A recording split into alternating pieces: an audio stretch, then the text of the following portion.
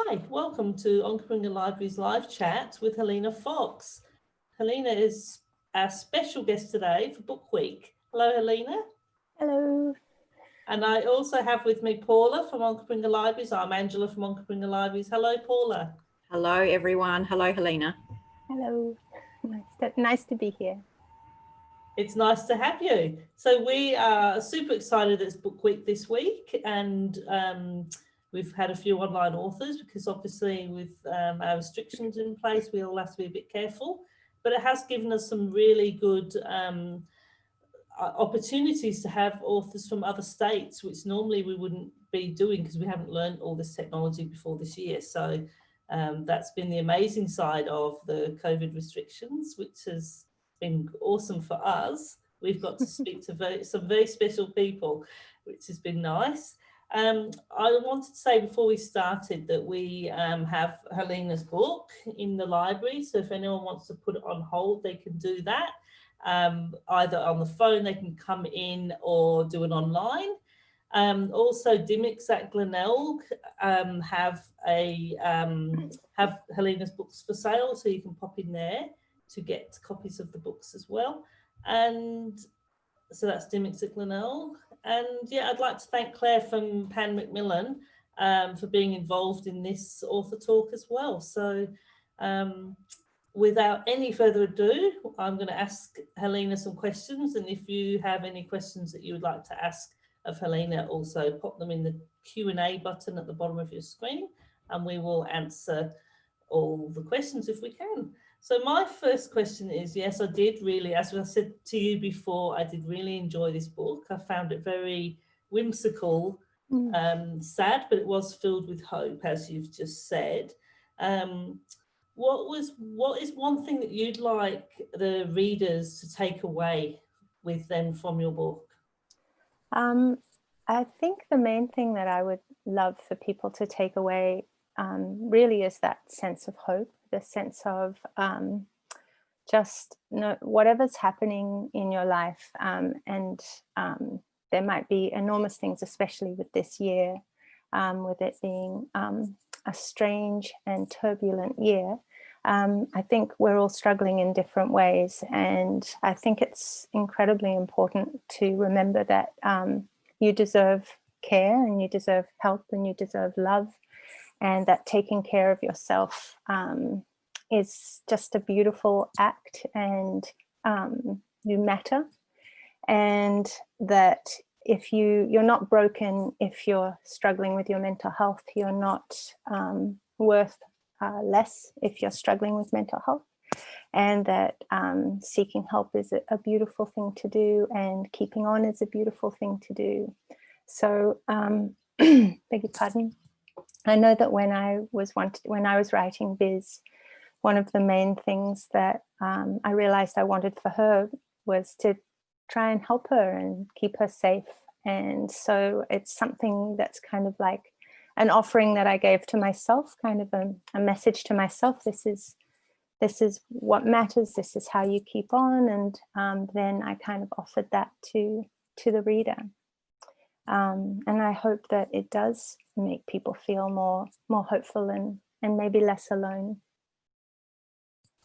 Yeah. I noticed when I was reading your bio online, so I like to do a bit of research about authors that we talk to. It said that you mentor young people and also you do writing workshops. So Oh, I think Angela's frozen for a bit. Oh, we've lost Angela. And Paula, you're muted, just so you know. Sorry, I'm back. Here I am. I'm talking. Thank you. Oh, Angela's back. Keep talking. Hey, hello. Angela, we missed your question there. Can you repeat the question? Oh no, am I back too? I think I remember it. Well, I think you were saying, oh no, you just introduced that I'm a mentor. Yeah, so being a mentor and doing writing workshops with people, young people, did you always want to be an author, or was doing the writing workshops, was that a natural progression to go on and be an author? Well, I think I found my old diaries over the summer, and I found the ones that I was writing when I was 11 and 12 and 13, and I was amazed to find in so many different pages this dream of becoming a writer. And I know that my first chapter book I wrote when I was 8, and I kind of my introduction to language, to English language, because it wasn't my first language, was through books. And so I've adored books my whole life. It's been kind of my way of, it's like my little house, my little safety house. Books have been in my magical house and my play space. And so I think it makes sense to me that falling in love with books as early as I did and as deeply as I did, that wanting to write them sort of just kind of formed. And my dad was a very creative person, and there were books all around my house, and my mum was also an avid reader. And so I did love writing, and I wanted to be a writer. And then at some point, this funny thing comes into your head where you think, oh, maybe I need to be serious and have a serious job and a proper job, and maybe that's not a reliable job. And so I ended up studying arts law at university and doing law. And so it was only just as I'd finished my law degree and I was kind of just about to step through the door of being a lawyer. And I would have been working in family law, and I was really interested in representing children in family law. So I can see now all the connections between mentoring and writing for young people. And I suddenly thought, I absolutely don't want to be a lawyer.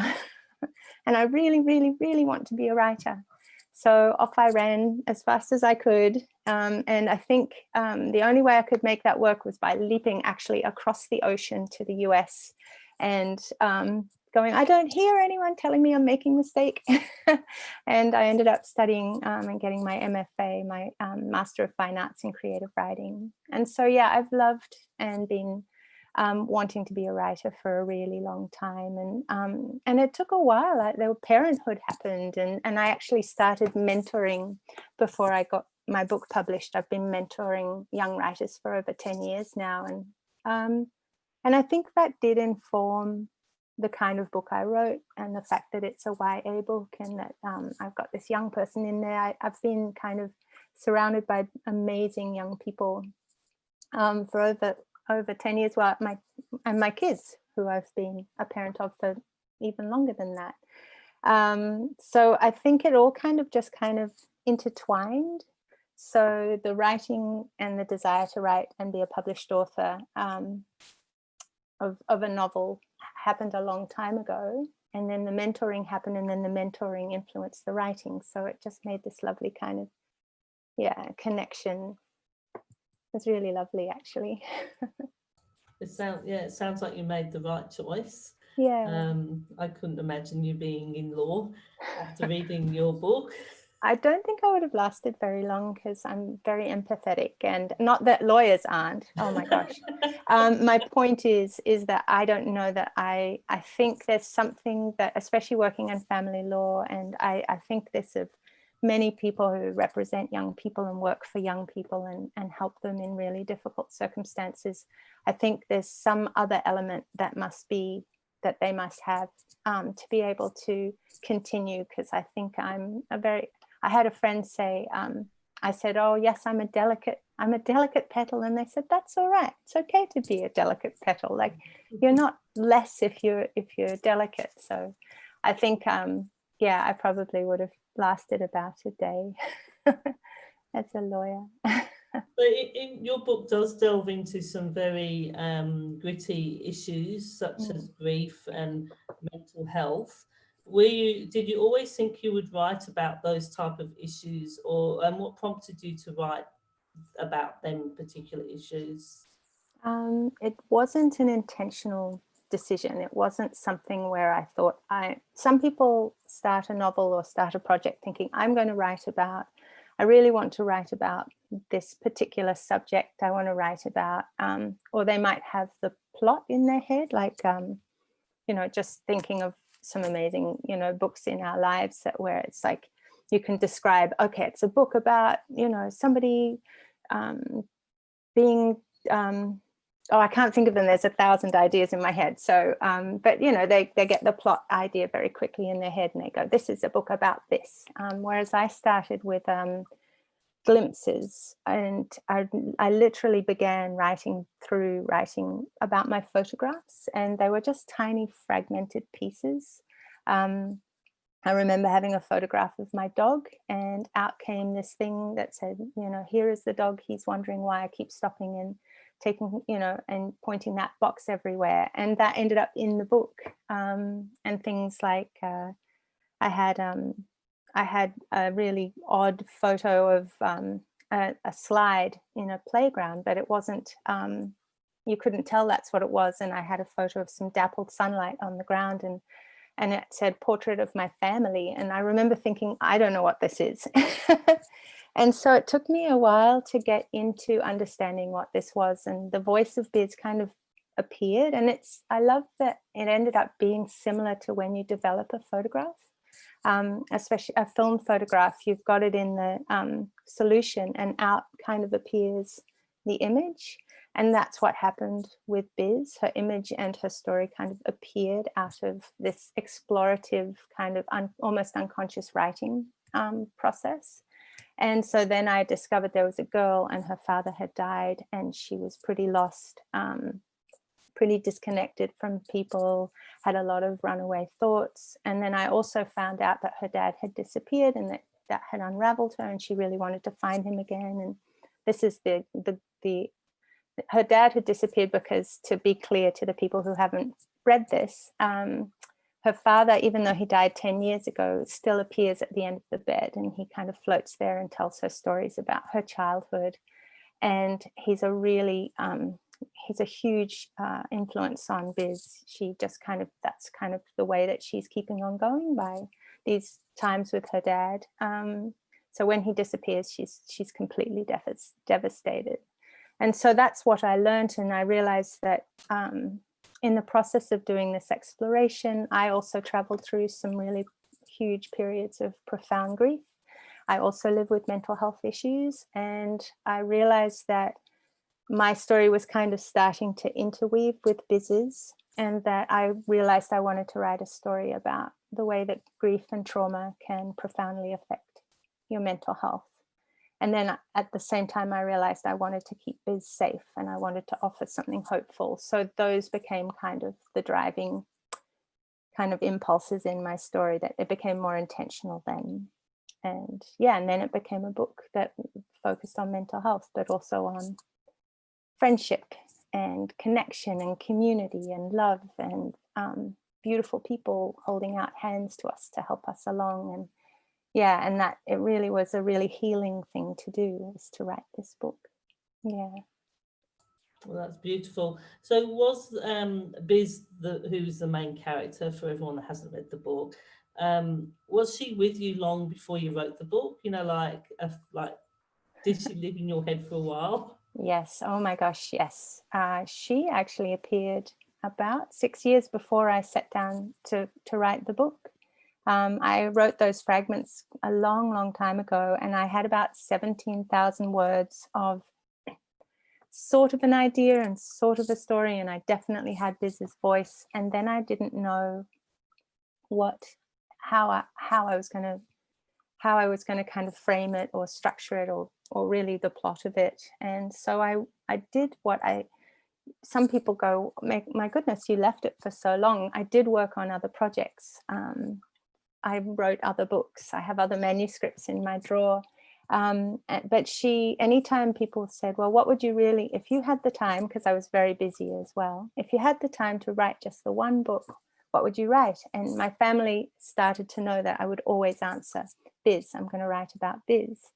So then, after some incredibly difficult times in my life, I remember sitting in this coffee shop, and I was looking over the ocean. I was on a headland called Bulleye Point, and it was like she walked into that coffee shop, pulled out a chair, sat down, and said, it's time. And I actually pulled out that old file, read through it entirely, and then began to write. And then out she poured. It all came out really quite quickly in the end. Wow, that's fantastic. Yeah. So did you find it easier to write the book because of your experiences, or did that make it harder? I think it was an unbelievably beautiful thing to write this book while I'd been going through what I'd been going through, because living with the grief and processing my mental health history and processing my current mental health issues. And I do have dissociative episodes, and that's something that Biz deals with. And while I was writing this book, I was actually coming in and out of quite a major dissociative period in my life, mostly in that space rather than out of it.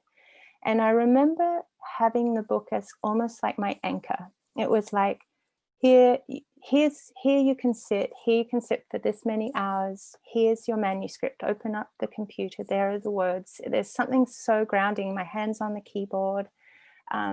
There's something also so incredibly healing about creating something. I'm a huge believer in creative arts and creative practice being a mental health tool.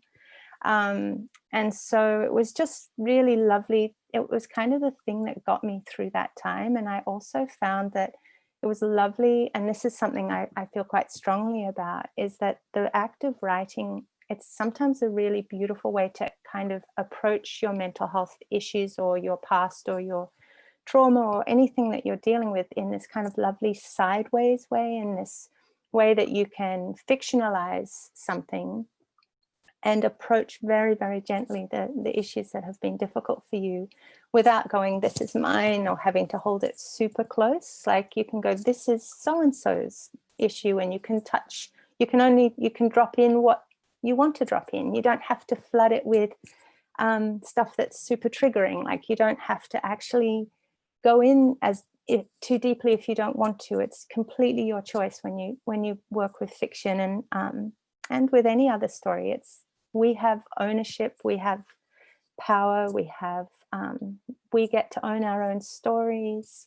So it was just my way of kind of articulating some of the things that I've lived through, but not in a way that it was like, this is my story, because this is not a memoir. This is not my story in terms of the plot line. But I could infuse it with elements that I understood, and there was tremendous authority because of that. Because I do know what it feels like. I do know, in fact, how it feels to float.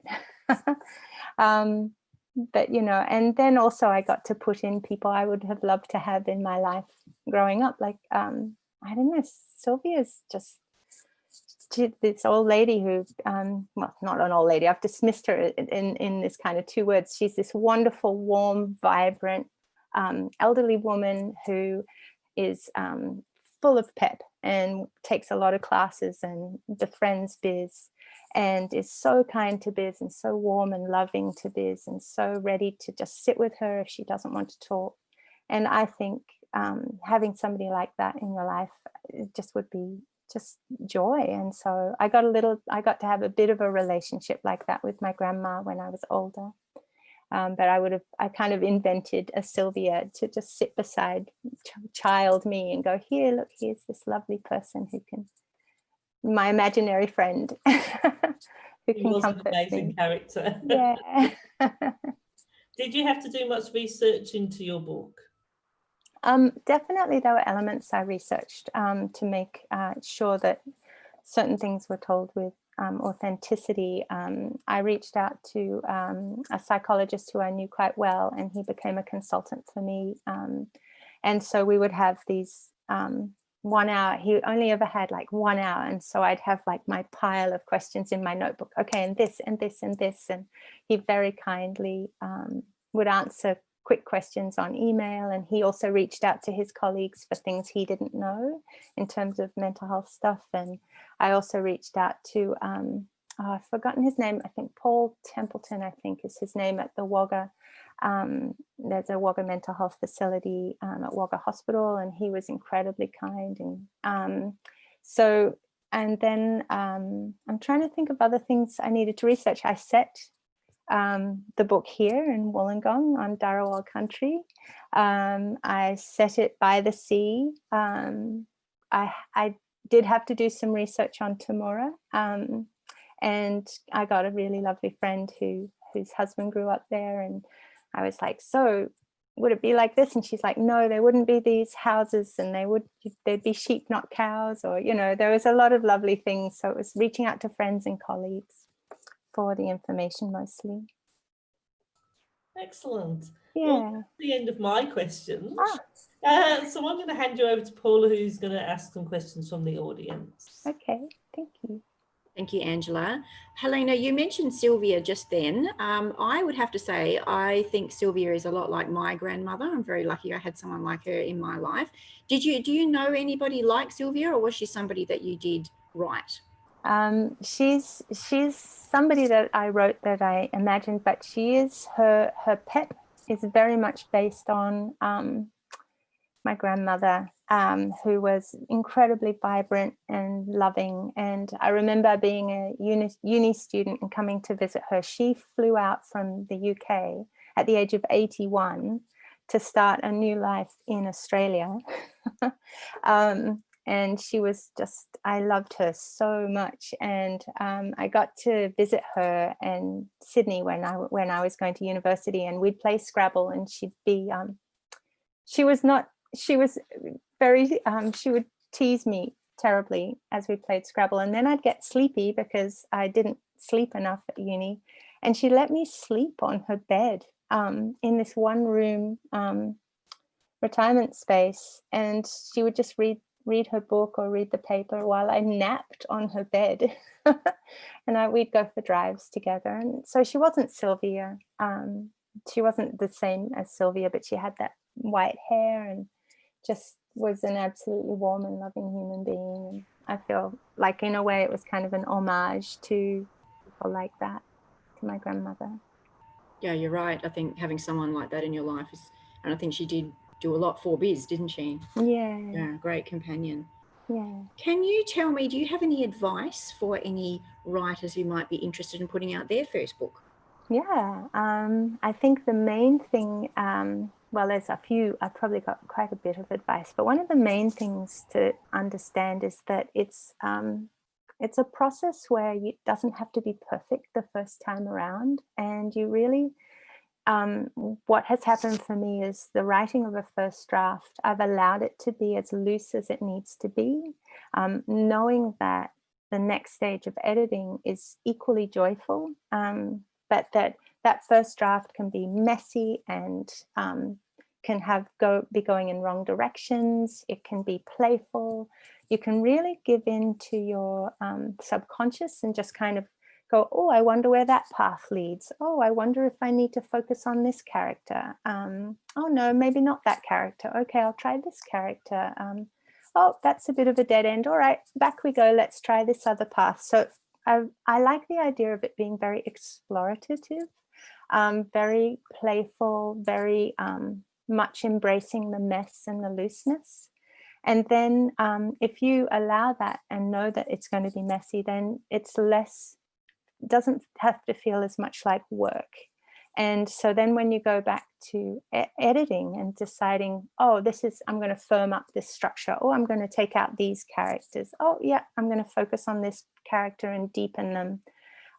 It can feel a little bit like, I think of it almost like in pottery, sometimes you throw a pot on the wheel.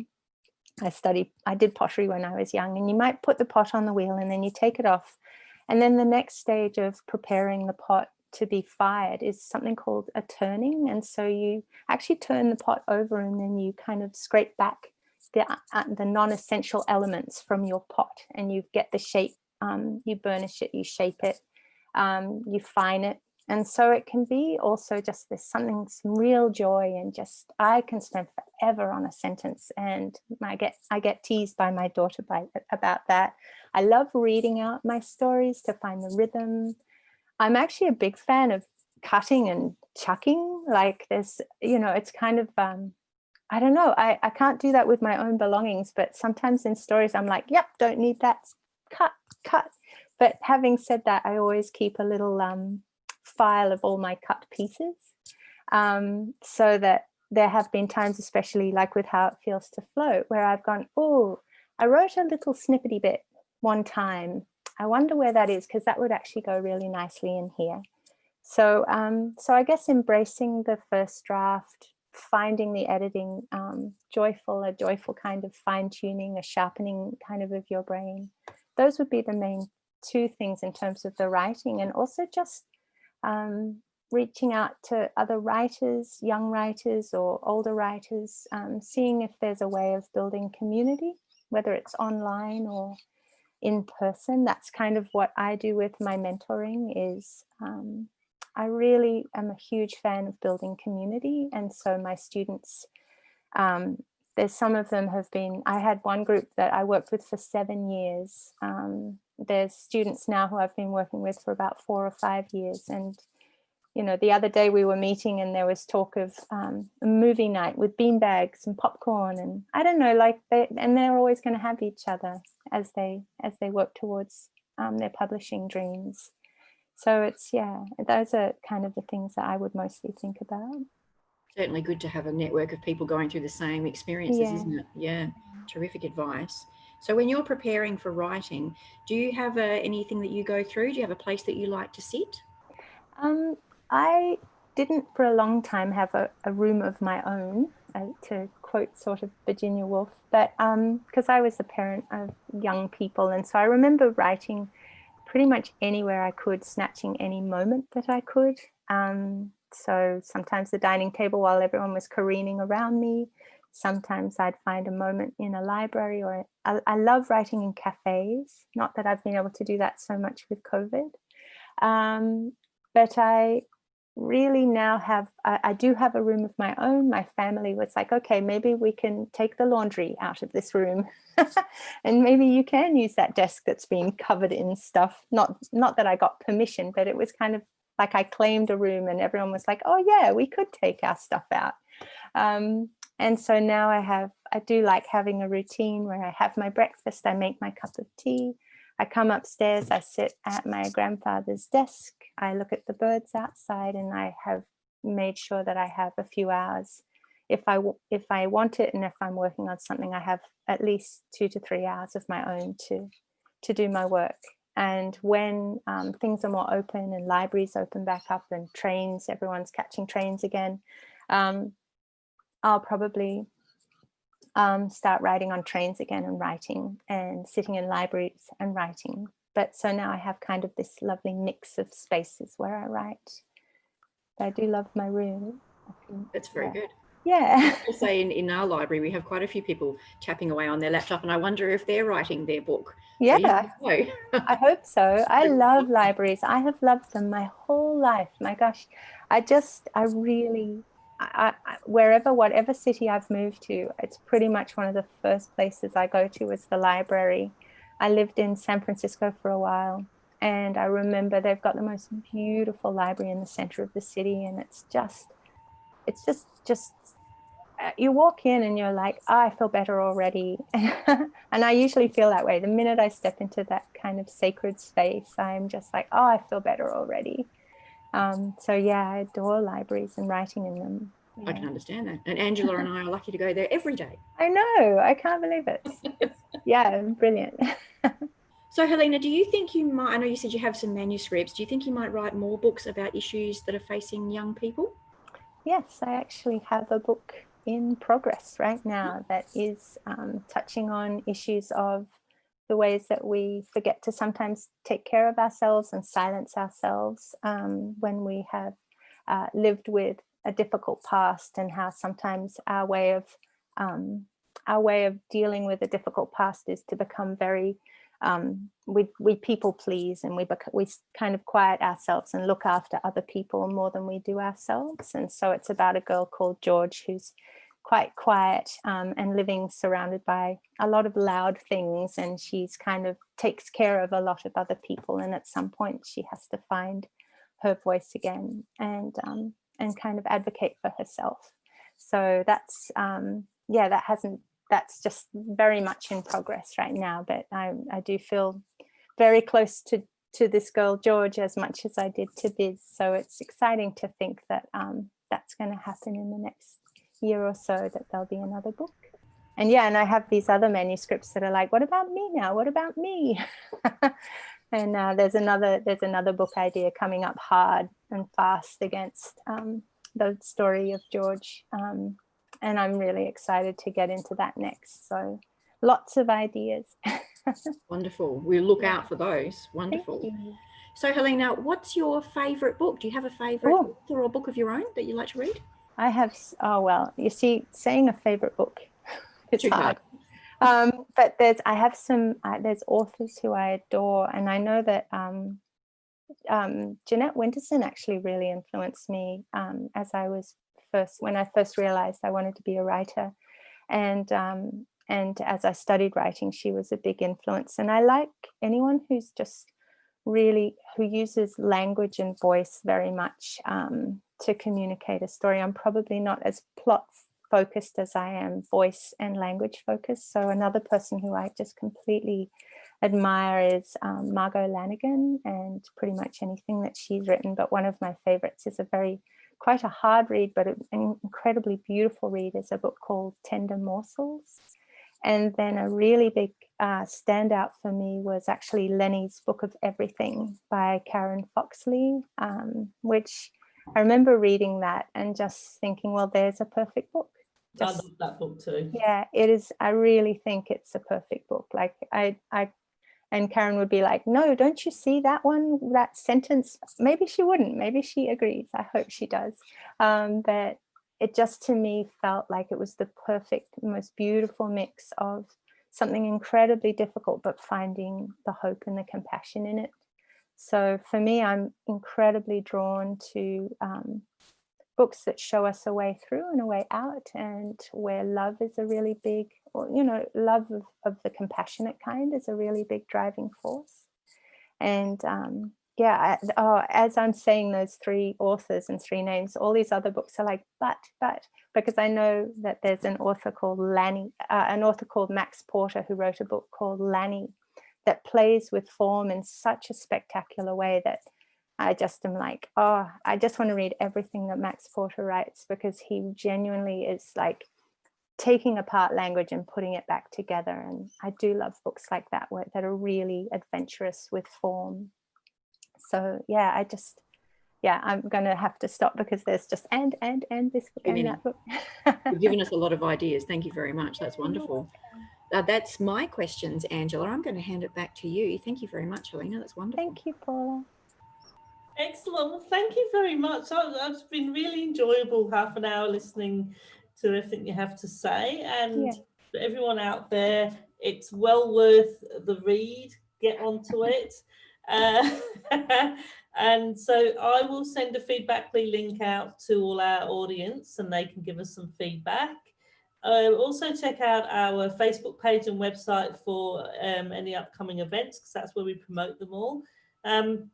But also with all of our awesome authors that we've been doing, we've recorded them all, and they're all available on our website. So you can go back and look at any of our authors, and that's always good, because then you can do it at a time that's suited to you. So thank you for joining us, Helena. Thank you so much for having me. Thank you. It's been a pleasure. Thank you. Bye. Bye.